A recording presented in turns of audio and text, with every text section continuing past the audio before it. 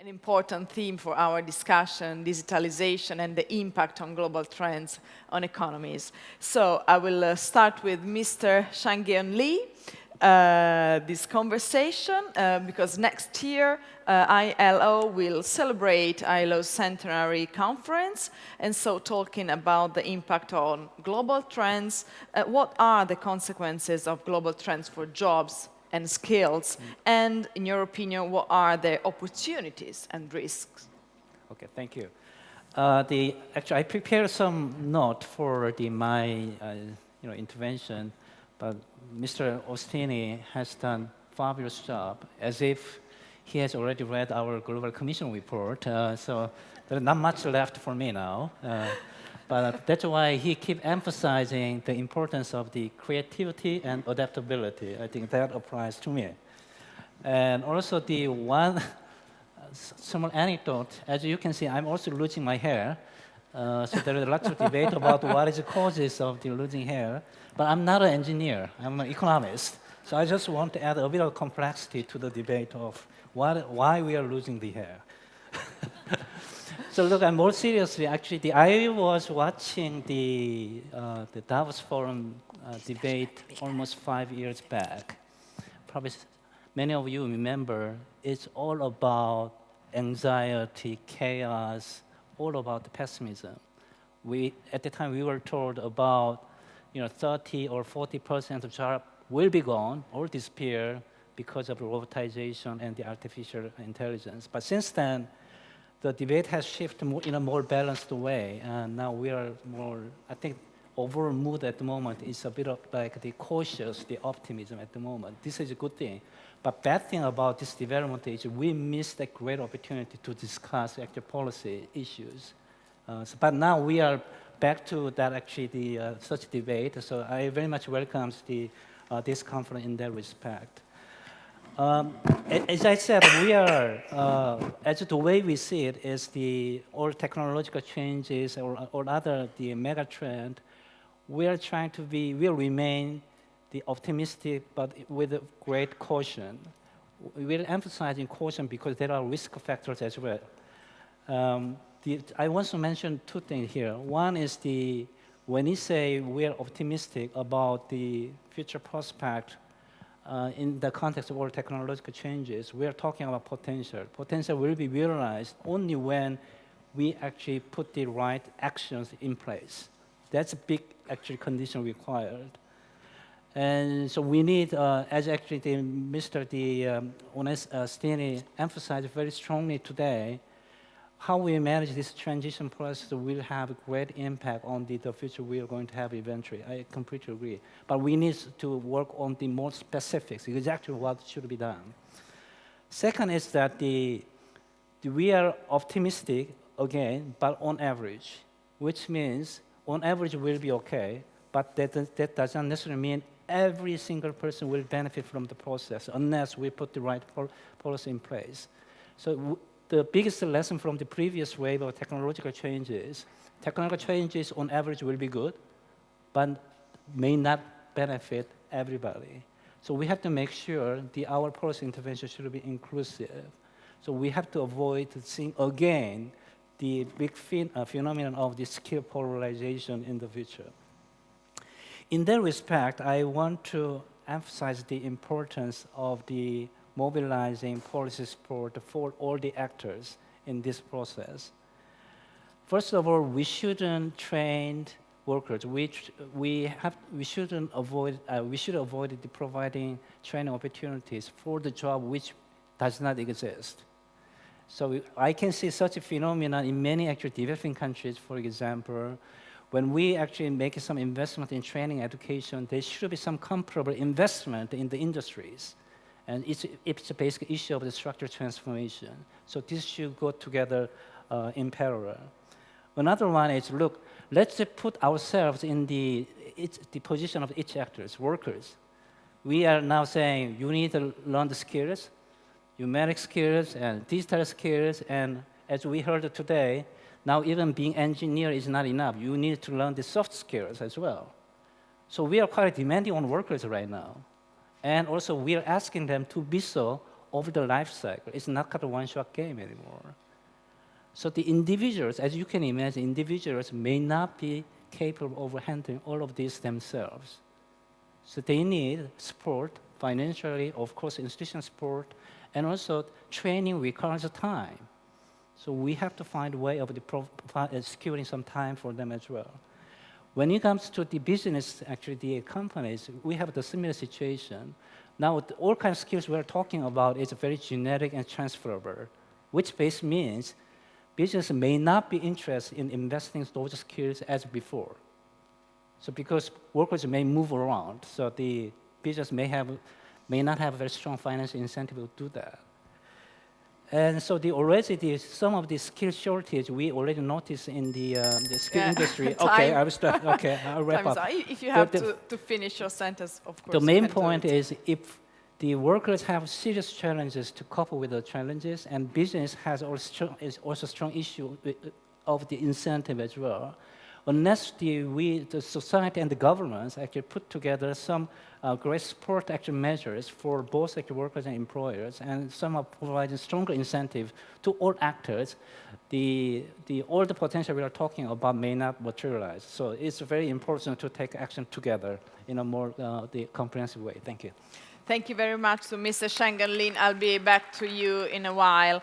Ms. Fabrizia Benini, welcome. The unit that you lead is responsible for tracking progress and evaluation of the implementation of reforms to boost competitiveness and social development. Now, my question is why and how it is important to monitor changes in the economies and society's labor market, and what is the monitoring system in the EU? Well, the short answer is, of course, that it's only if you focus on facts and that you base your policy options on the facts that you've learned, will you be able to address the problems that you're trying to solve. So facts are not an option, and they are not an alternative. They are the basis of good policy making.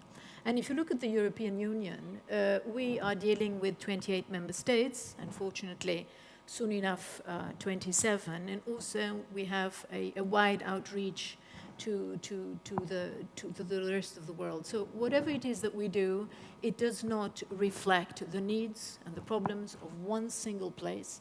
It reflects the needs and the problems of very many places. And so therefore we have a system that has been put in place for quite some time, which is called the better regulation rulemaking, which requires us, before we go out with any sort of project or any sort of initiative, to consult extensively.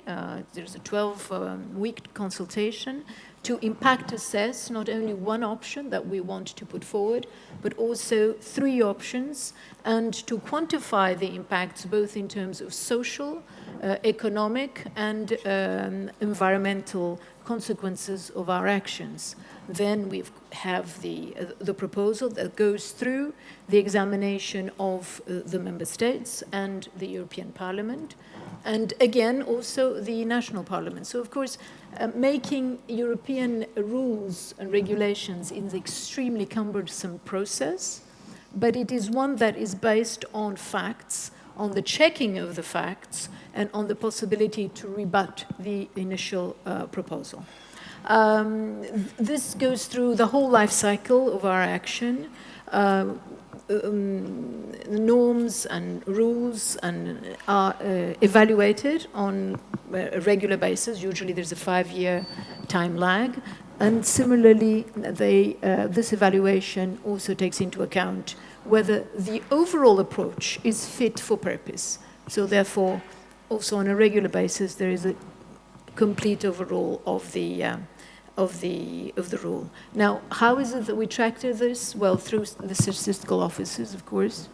Myself, and my team, we issue the Digital Economic and Society Index on a yearly basis, which really tracks all the major components of the digital, and there is a very strong accent on skills. Okay, thank you, Ms. Benini. You're I will go to you, Mr. Roca. Ms. Benini started saying that facts are not an opinion, so you're an economist and you work with data. You dig into data to study labor mobility, skills evolution, and the future of work. So are robots likely to steal humans' jobs or to create new ones? And do we have information about it? And if yes, through which means? So that's the $1 million question. Obviously, there is a lot of actors and academic and international institutions trying to devise scenarios to try to explain this. But so it is about what can happen if people are actually implementing these AI systems. We are lucky at Microsoft and LinkedIn. I'm a researcher, data scientist at LinkedIn right now, seconded from Microsoft to LinkedIn to study the impact of AI on the labor force. And we are lucky enough to have a bit more insights than academia on this topic because we can observe real-time what skills are being acquired by our member, around 600 million users of LinkedIn, for example. And we can also have a look at what are the jobs posted on our platform to see what are the skills that are required by the market. That said, it's difficult to anticipate what will be the impact of AI because AI is not industrial robots. It's very human systems. I mean, it can be a bit weird to say that, but AI is just, if you want to define it, the best way it would be like it's a way to sort and make sense of an awful lot of information. And so it's not as if you put a robot in a factory and then the robot will actually replace a worker. With AI system, it's not like this at all.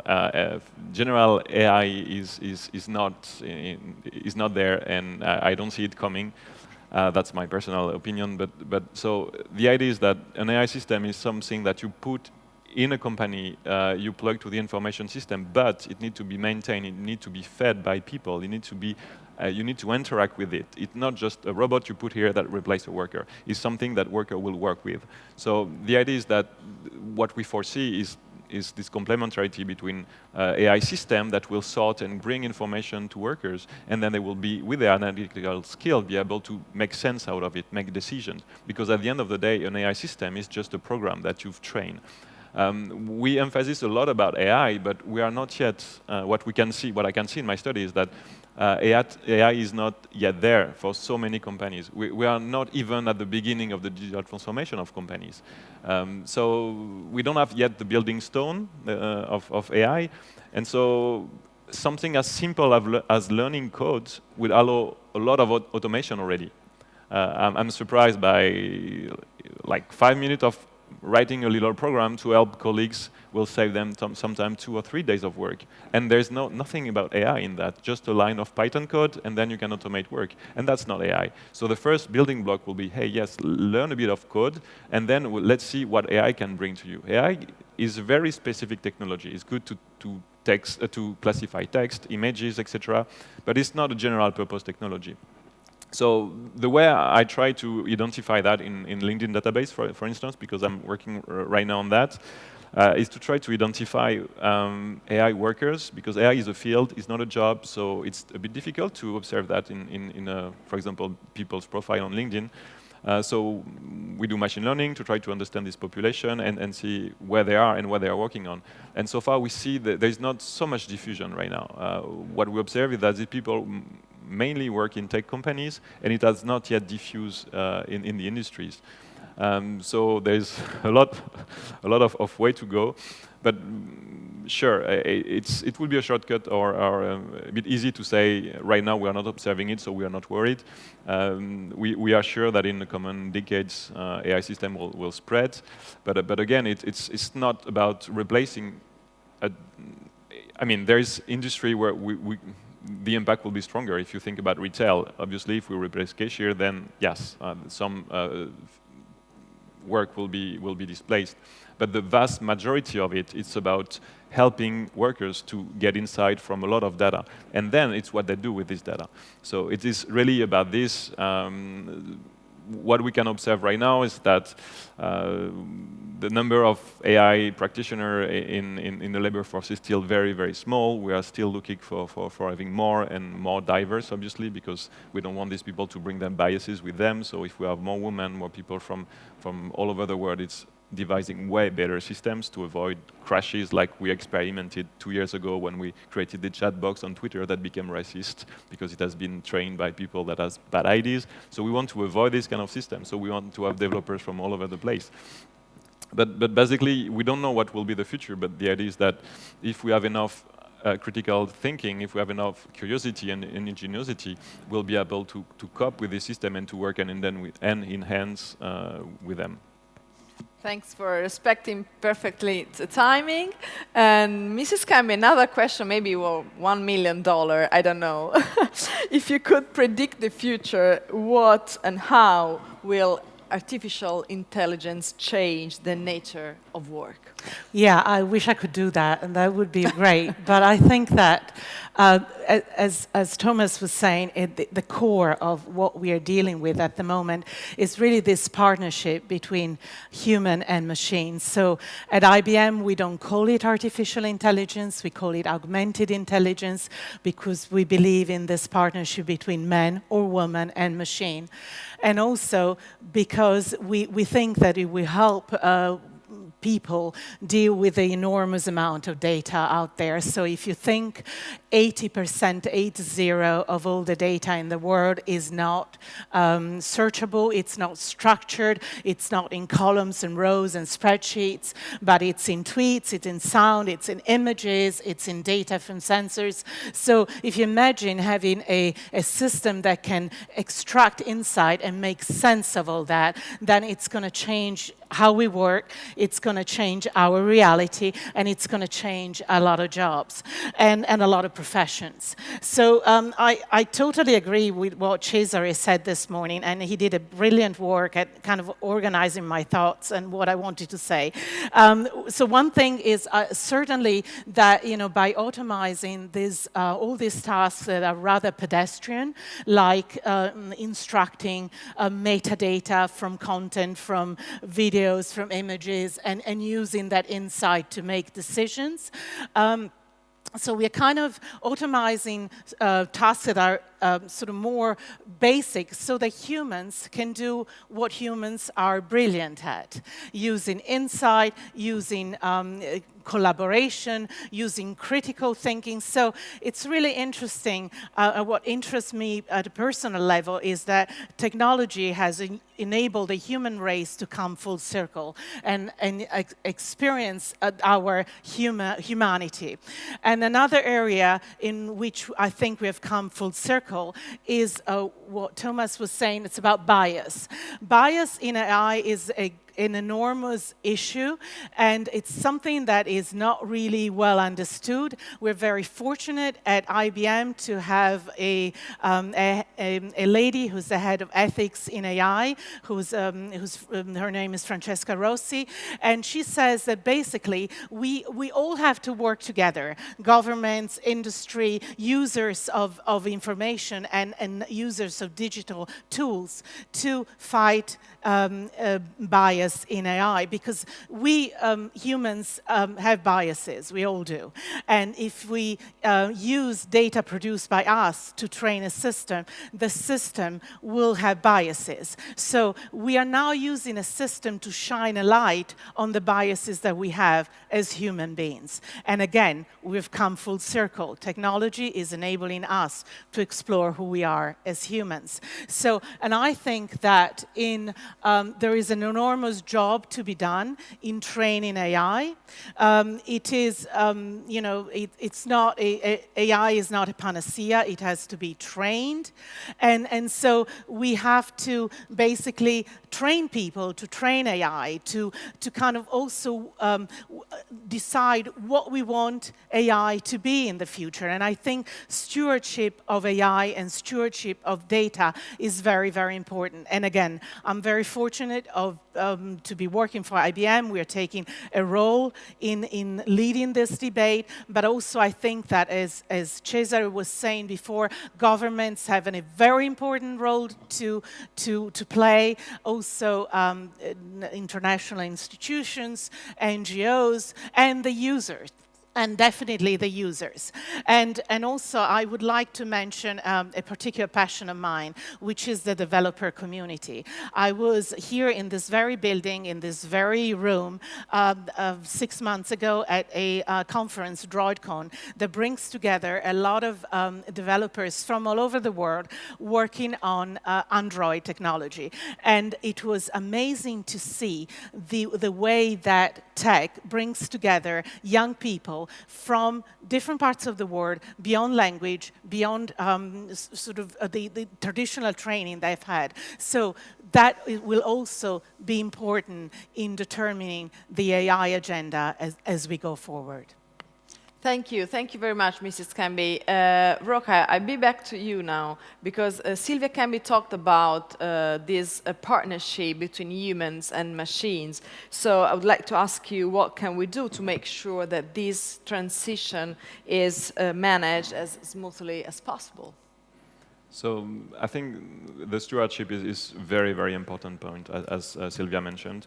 What we observe is that we can, us as Microsoft or IBM, devise a system and put it in the hand of our customers. But if they don't have the capacity to maintain it, then they will give up. Or worse, they will maintain it and it will be biased and won't deliver what it's supposed to do. We had some example where we train model to help teacher in the classroom and dean at high school or university to try to support them into giving right content to the students so that they can learn better and do not fail for the exam. And after 1 year, we came back, and what we observed is that they shut down the system because they didn't have the capacity to maintain it, and they didn't want it to be biased or provide wrong results. So there is one thing, we can come up with a good system at one point in the time, but if the system is not well maintained, it won't be good, and it can be bad. So if we don't have these skills within society, AI will not be diffused. That's really the thing that we can really observe. And not only it won't be diffused, but it can also harm. So our responsibility is really the stewardship and to train people and to raise digital literacy for the children, for the user, for the people that also are sorted by these machines, so that people have awareness about how it works. That's super important, how it works. It's not so complex. We are trying to make this technology more available, but people should be in the boat with us to try to understand what it could bring and what it cannot do. And I think that's very important. Thank you. Thank you for answering. So, of course, data and analysis are fundamental. And Ms. Benini, this purpose, what the result of DG Connect analysis tells us about the future of works and skills? Well, it's very difficult to quantify the future. You've heard very learned speakers. The research, just to give you a framework, the research that is most well known, one from 2013 in Oxford, quantified at 47% the number of jobs that would be lost in the US, with similar figures to the EU. And then recently, thankfully, the OECD lowered that figure to 9%. In any event, all these prospective studies in fact refer to the idea that the transformation, digital transformation, is complete, which is not the case now. We are nowhere near having scratched the surface. So therefore, what we need to start from is to understand what our shortcomings are, and we've heard everywhere it's about skills. You've heard my commissioner give you some figures about the Digital Europe and Society Index. Just to remind you, you have 43% of people that don't have basic skills in Europe, and you have 40% of businesses that report having difficulties in recruiting, okay? And and this is very important to underline, and I'm glad to follow up on your notion of bias.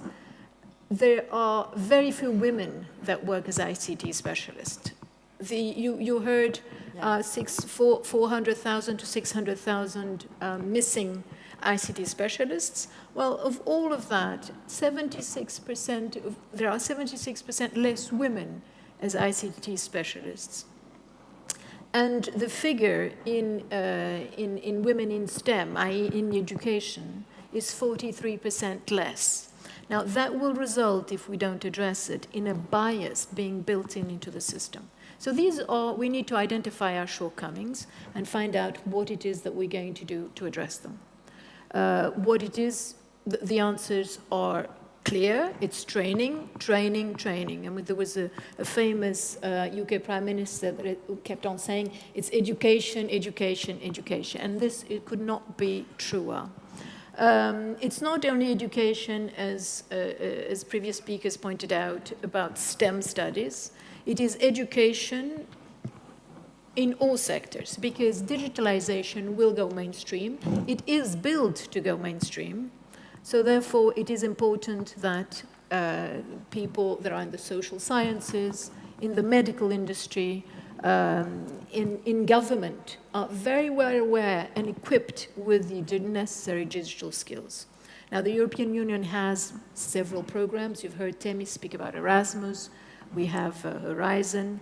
And in the next program, the next programming period, which is now under examination, it's not decided yet, but the next budget, if it should be decided, we have digital skills across 6 programs. There is not one major program that does not have a digital skills component.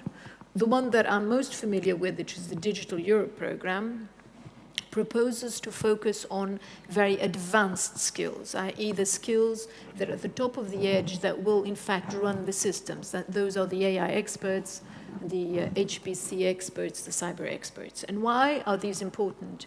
Because we don't have them, and if we are to build an economy and a society that is inclusive as we want to, it is important that we devote the attention to this type of skill.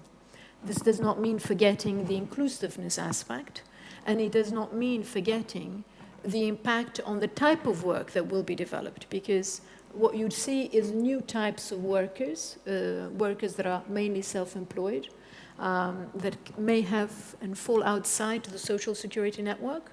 So that is one type of area where we will need to work on to make sure that, yes, I can work for a platform, but yes, my future is ensured. We have to rethink about the way in which careers are developed, i.e. the rights for workers to be able to carry on their training portfolio as they move across jobs. We have to think about fiscal policies that will be, targeting the companies, the digital companies, in a way that there's a nexus between where they carry on their business, where their customers are, and where they pay their taxes. There are a number of policies that need adjustment, so it's not only skills, but skills is certainly in the forefront of our thoughts. Thank you very much. You are talking about women, and I should go immediately to you, Ms. Amani Esfour, but we stop just for a while and watch together the following video coming from Lebanon. It's a story of real life, and it's a story of what does being an entrepreneur in Lebanon means. So let's enjoy it. My name is Talal Hijazi. I live 15 kilometers from Beirut in a quiet area. I'm working 12 hours per day and more, and I'm leaving the weekend for my family and for the relax. I'm the general manager of the Association of Lebanese Industrialists. I'm trying to enhance the quality and the improvement methodology in our work. I'm trying to change a little bit to culture to be more quality oriented.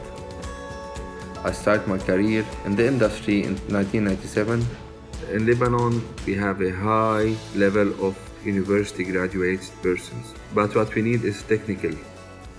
That's why we are trying to implement a dual system, work and study, create a modular system, and to create a third-party certifications. What we need in the industrial sectors is to have an input from the employers. This is very important at the industrialists to have input from the employer to see what is their need in the new curriculum.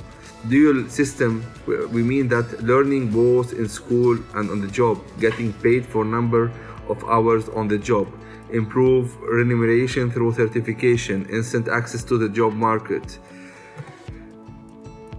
I think the future skills is the connected industrial sector. That's mean connected machinery, connected sensors, connected metering. Industry become more efficient. It has more impact from the shop floor to take managerial decision. There are more in line with reality than with theory. I believe that technology and technical should be worked in parallel. We are working as service providers. We are providing them all the support to stay alive and to improve and to keep walking. What we need is to keep our industry alive. Our industry in Lebanon, they are heroes. We are heroes. We became immune for all crises, and we will work to improve our industry. Thank you very much. Thank you. Thank you for this video. Ms. Amani, as for we have been talking about digitalization and labor market and gender gap. So I want to ask you, how can new technologies help women's inclusion in the labor market? And I strictly pose you the second question that is very linked to the first. Do you have examples or advice on how to improve our labor market for women? Well, thank you very much, and thank you for European Training Foundation for inviting us here. Let me be the voice of the private sector, the civil society, and the women, because we have heard about all the other aspects. Our organization, the International Federation of Business and Professional Women, we are present in 100 countries, and we are started since 1930. And if you see that in 1936, the triennium theme, because every 3 years we use a triennium theme, it was about women in science, in profession, in arts, and in business. So 1936, this was our theme. This theme of this triennium, because I'm recently elected in October, the first woman to lead this organization from Africa and the Middle East, empowering women to realize the Sustainable Development Goals. Because all of us know that 17 goals with no poverty can never happen except with economic empowerment of women. Never happens except with digitalization to match with all the requirements for jobs and skills. No hunger is about empowering women, agriculture, and agribusiness. So no about education, quality education. Gender equality is about minimizing the gender digital gap. So for us, what I have been doing is that I established several task forces with reference to women in STEM education, to promote young girls, to bring more models for the youth, to make sure that digitalization is part of the education. So our triad of empowerment, I call it the triple P: people, policy, and the product. So about the people, because this is the benefits for the people, how can the people really we build the personality of the woman to be self-confident, self-esteem, to educate her, to be sure that she lead her enterprise, she deal with the bank, to make sure that she is fully acquainted of all the digital skills. And that's why it is very important partnerships with all the corporates, with all the governments. The second pillar is the policy.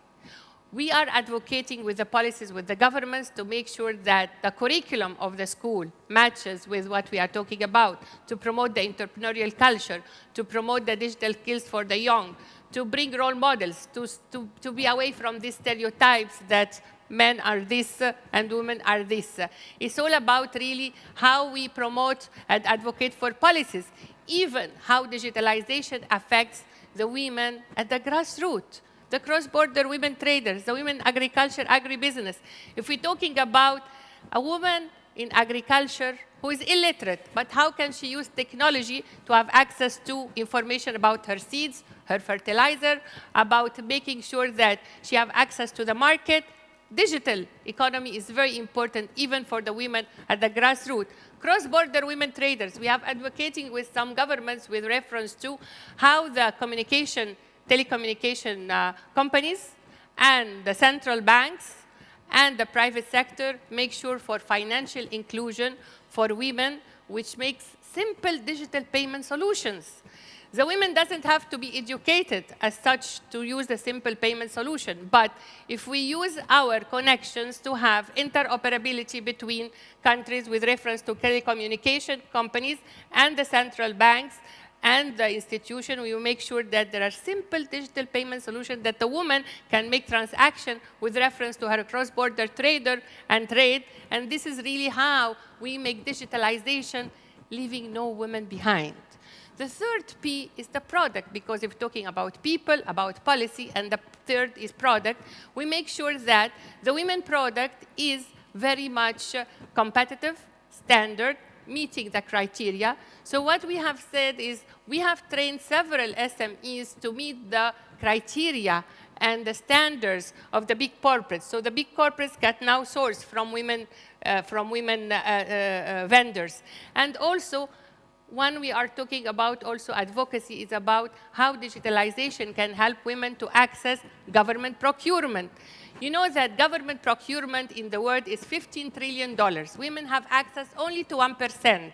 How can we train the women to have access to the big corporate, to the big government procurement? Because if we're talking about entrepreneurship, about meeting the standards, we need to train these women to have this access. They have to have a good product. So in order to do that, we have to change the mindset. Mindset is very important. Mindset, and I always say it's the triple S, how to change the culture to be entrepreneurial, to make sure that there is STEM education. So the first S is the school. The curriculum at school has to address the digital economy. The curriculum at school has to address the entrepreneurship, has to address the gender equality. The second S is the society. If we're talking about a family, if there's discrimination between a girl and a boy at the family, there will never be gender equality. So it's really about how we address democracy within the family and the society. The third S is the state. How does the state address the gender gap and with reference to digitalization? So it's the government. So if we talk, it is about really a multi-sectoral issue. It's a multi-approaches. How our organization as civil society and the business and the government and the regional institutions and the media and the academia come together to finance innovation for a young woman who have an idea. Where should she go? She has to have finance for her innovation. A startup company that needs finance, they need financial inclusion, they need training, they need capacity building, they need advocacy. So all about really the partners of development. How we have been talking about partnership, about sustainable development goals. How can an organization with the government, with the institution, with the schools and the universities, look at our scientists. For instance, I am a professor of pediatrics in the National Research Center of Egypt, but I am also an entrepreneur. If we look at all our scientists, the women scientists, and they have their innovation and research, there is no way to finance our research.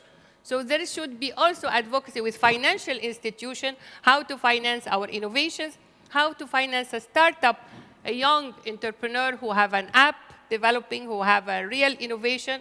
How can we make sure that we finance her and make marketing for the products? So it's really about all our partnership together, how we address this, how we get role models in the media to show that digital economy is very important. And I'm very much happy to say that our business and professional women in Europe had just been the day before yesterday, I was in Budapest, and they were part of the Code Week with European Commission. So it is very important also to see how we collaborate with the European Union, with African Union, with ILO, with the corporates, also with Microsoft. We have a big partnership to see how we empower women in STEM education.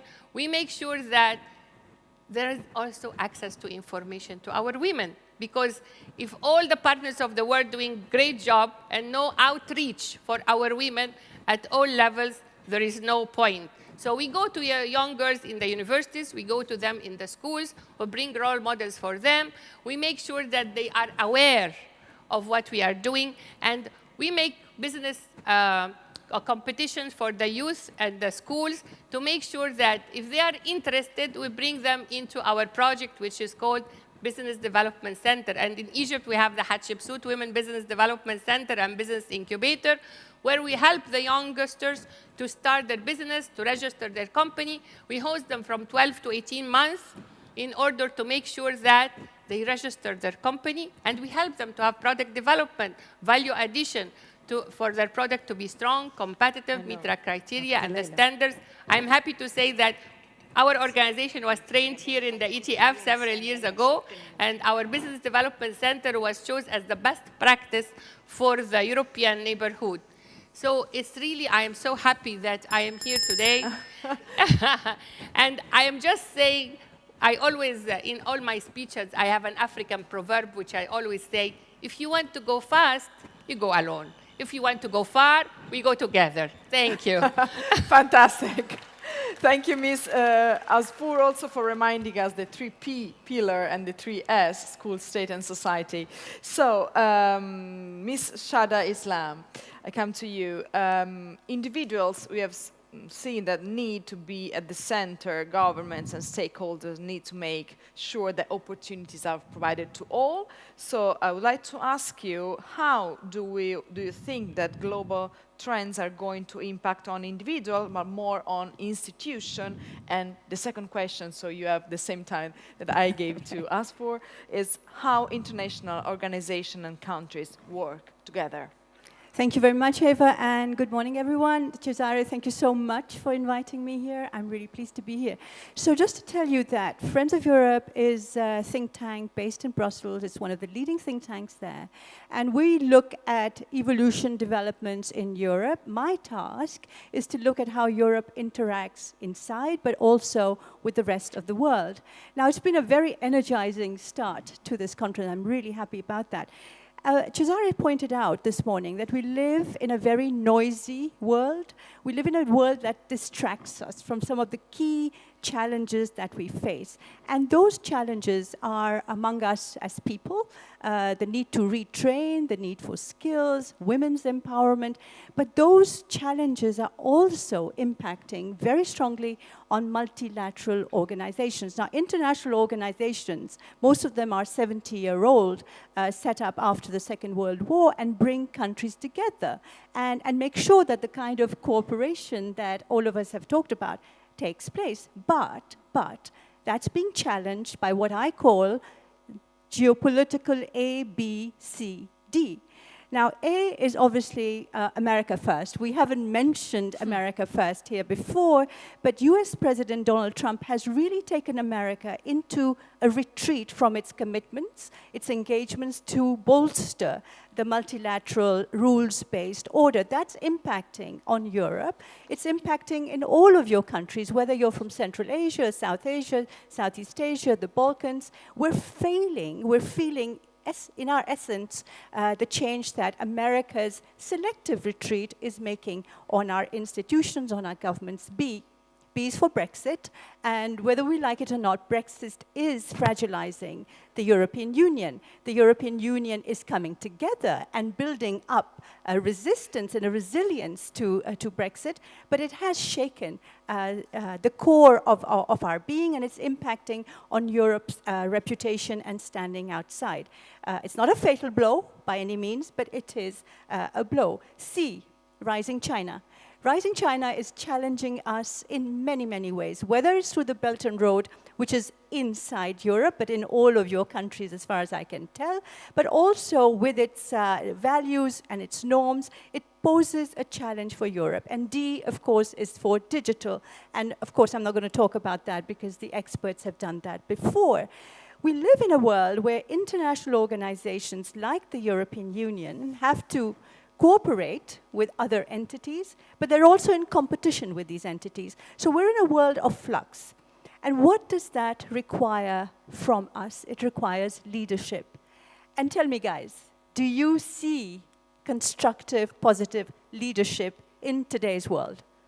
Do you? I'm not going to ask you for a show of hands because I can't see you very well from here. But really, there isn't, right? I mean, leadership at the national level is really fragilized, and I would say disconstructive, negative at the moment. But there is leadership, and it's coming from the business. It's coming from local authorities. It's coming from young people, from millennials. And we see it in these popular movements, the constructive, not the populists, the far-right populists that are breeding xenophobia and racism, but the women's movements, the people's movement, the midterm elections in America that brought young people with extraordinary positive ideas to the top. So we're living in a world of cooperation and competition, and we lack real leadership, except at the levels we've talked about, to deal with those issues. Now and I come back to my favorite topic, which is the European Union. So what does the European Union do in these challenging times? I think this shines the spotlight on Europe as a guardian, if you like, of the values that we cherish, that have brought Europe where it is so far, that created Europe, that our founding fathers believed in. Those values are being shaken from within by populists, far-right populists, that are eroding our core values of tolerance, living together, rule of law, and anti-xenophobia. That is the real threat. So the European Union has to work within to construct a new narrative for Europe. And I think people like Emmanuel Macron and Angela Merkel are struggling and trying to do that. They're not getting the kind of traction that they should, but that is an ongoing challenge for all of us and also for Friends of Europe. But, and this is very important as well, it means working with countries outside. Now, this is a challenge because we in the West have always believed that we can do a deal, like, right, America, Europe, maybe Japan and Canada do a deal, and then bring it to the table, and everyone falls within, and everyone takes it, and you opt people in. Not going to happen anymore, guys. That's not the way the world's working now. If you're going to redesign a world of a global cooperation, it has to be done with countries that don't always think like us. So we have to do it with India, we have to do it with China, we have to do it with Russia, we have to do it with the BRICS and beyond. So these are the kinds of challenges this new world is bringing onto the geopolitical landscape. My final point is this: many will tell you, and many say it, that we're heading for confrontation, whether it's over the Belt and Road, whether it's on the South China Sea, whether it's about what's happening in Europe. We're headed for a fall. I don't think so. I think that there is so much positive energy there. The digital world is giving us so many constructive tools that we can, if we want to, really work together to create what Cesare was pointing out to, a new world order where people are actually happy in their skins, but happy working with people who are not exactly like them. Thank you very much, Ms. Islam.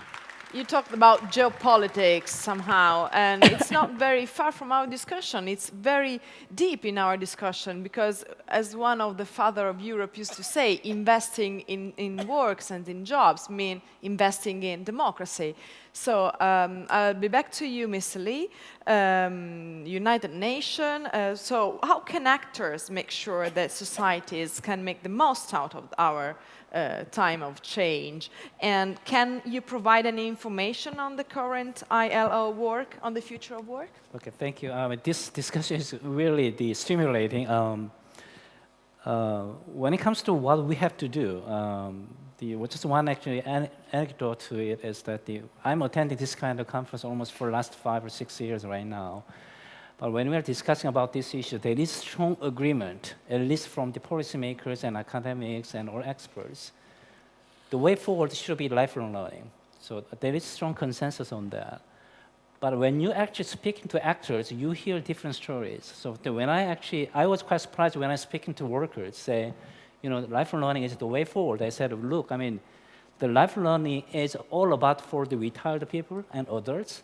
And the second, lifelong learning is intends to shift all the burdens to individual people rather than the society and the business. And when you ask the business, you said, okay, this is a great idea, but they don't know what to do about this. So they don't see how these actual lifelong learning elements can fit into their actually the training efforts at the workplace. And when you go to the government, you can see two things. One is here, if you speak to the Minister of Education, well, that's the issue for the Minister of Labor. And you ask the Minister of the Labor, you say, this is the issue for the Minister of Education. So there is not much coordination despite all the broad agreement on lifelong learning. And on top of that, if you look at the statistics, expenditure, relative expenditure, public expenditure on training, education has been declining, not increasing in many countries. At the same time, we're talking about digitalization and skill upgrading, etc. So we do have some issues here. So unless we bring these actors together, come up with some agreement about who's responsible for what, who's contributing to what. So a sort of a new social contract or social pact on the lifelong learning, that's going to be very important. It should be done at the national level and also international level, as you mentioned as well. So the ILO, we are now, actually we are 100 years old, so it's going to be next year. So we are celebrating our centenary the year, next year. For that, we're trying to have a bit of the very serious discussion about what we have done and what we should do and what we can do better, actually. And one of the issues actually are pretty much actually what you already suggested, that it will be reflected in our discussion next year, including the Global Commission report, which will be launched early next year. And then after that, we are thinking of revisiting our strategy on the skills and training broadly. And so we have a good system in place, but we don't think it's enough. We probably need a fundamental rethinking about this. Lastly, there is a lot of emphasis about the workplace learning. Within the framework of the lifelong learning, this is going to be very big issues.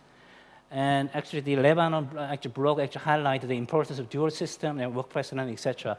But at the same time, we don't have any international standard on that. So dual system education and workplace and qualification, all these, how we can put them together, we don't have any standard. So I think that's why actually in 2021 and 2022, after we have the new skills strategy on the training, new strategy on skills and training, we are going to have a very serious discussion about what should be international standard on the apprenticeship and the workplace learning. Thank you. Thank you, Mr. Lee. Ms. Camby, let's finish this first discussion with you. We talked about geopolitics, international relationships, institutions. Let's finish with individuals. In your opinion, what skills individuals need to succeed in today's and tomorrow's labor markets? So I think it's flexibility, really. I think we have a focus on STEM, but actually in terms of really implementing a digital vision, STEM and coding is only part of it.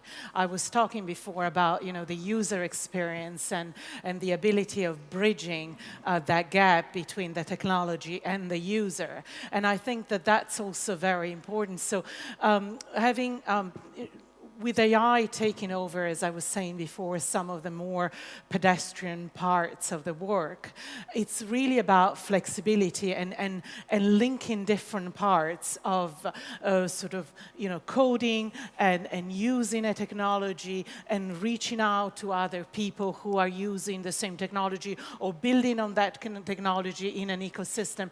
So I think we have a moving target in terms of education. So in IBM, we have a program called New Colors. So, we're all familiar with blue collars and white collars. And New Colors is really a program whereby people can do some training online.